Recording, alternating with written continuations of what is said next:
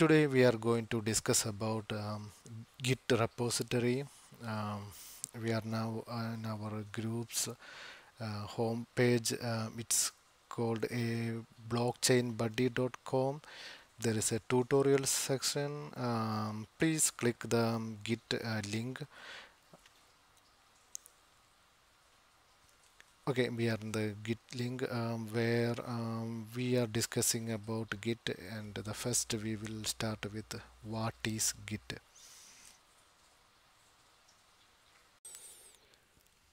What is Git? Git is a version control system. Git is an open source project originally developed by Linus Torvalds, the famous creator of Linux OS. Git is an example of DVCS, distributed version control system. Okay, I will explain that with the help of a diagram.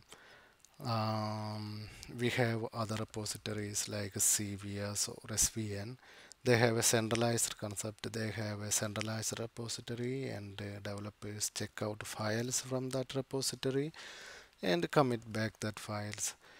In DVCS or Git, the concept is little different. We have in Git also there is a centralized repository, remote repository, as well as a local repository, and this local repository is an exact copy of the remote repository. So the developers John, Peter, Bob all have the same exact copy with all the history, transaction history. So yeah, that's the basic difference in the centralized and DV's distributed repository. Okay, now let's compare centralized and distributed system. We have a full local history. We have seen the local repository, how the distributed Git have the local repository. Such a concept is not there in the centralized system. Work offline. Yeah, we can work in the local repo. So even when the remote repo is not available, such a thing is not possible in centralized system fast, because we are working on a local copy. So it will be much more faster than working with a centralized remote system. So the centralized is slower than distributed. Rebase patches is easily. Patches go stale. Fork happen. Deal with it. Forks are painful. Merging, merging, powerful for merging, and merging is painful. Okay, those are the advantages. Okay, yeah, I think we are discussing here more in more detail. DVCS clients not only check about the latest snapshot of the directory, but also fully mirror the repository. So the local repo is exact copy of remote repo. If the server goes down, the repository from any client can be copied back to the server to restore it. Since it's exact copy, we can build the remote repo from the local copy. Um, okay. So Git is secure. Git is secure against modifying the contents without being able to know that something went wrong. There is no way. It is much more harder to modify,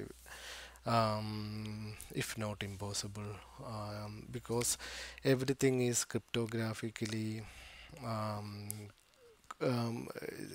does everything in Git is stored with a cryptographic hash. So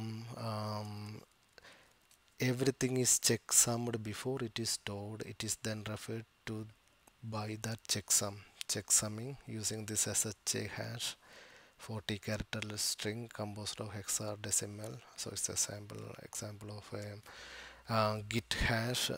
calculated based on the contents of a file or directory structure in Git.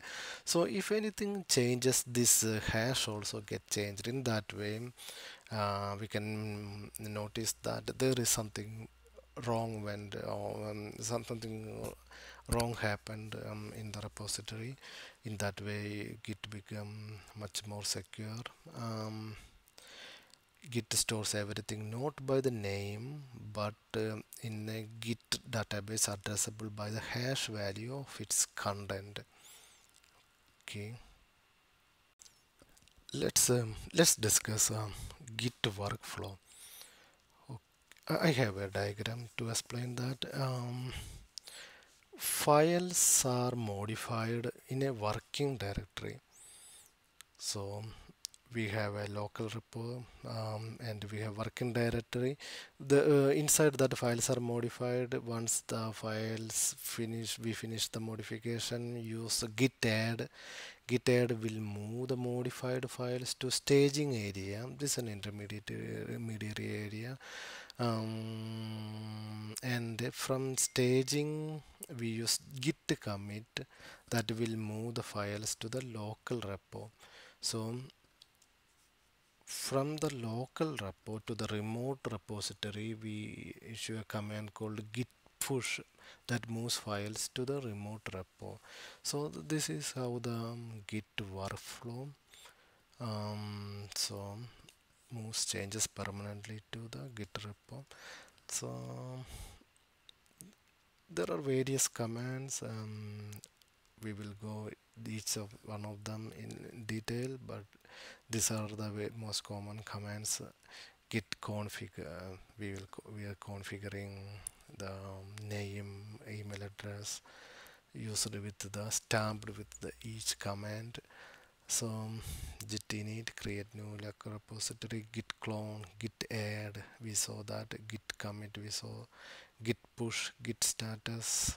So git remote, git checkout, git branch, git pull, git merge, git diff. We will see all of them in detail in the later sessions. Um, so diagram below summarize various git commands. Okay, let's see. Um, we have a local workspace index. This is our staging area. Local repository, remote repository. We saw add that we adds files to the staging area. Commit to the local repository. Push that push the local repository to remote repository. So we can do commit -a to from workspace to working directory to the local repository. So pull, we will get from remote repository to the our working directory. Fetch to the local repository. From the local repository checkout. Diff head, we can compare with the working directory to the local repo, and diff will compare with the working directory to the staging. So these two are most very important, very useful commands, diff head and diff. So one against the staging, one against the local repo. Okay. Now we will see an example. Um, okay, git config. The first thing you should do when you install Git is to set your username and email address. This is important because every Git commit use this information. So this is the format: git config -- global username, global user email. So I have done that.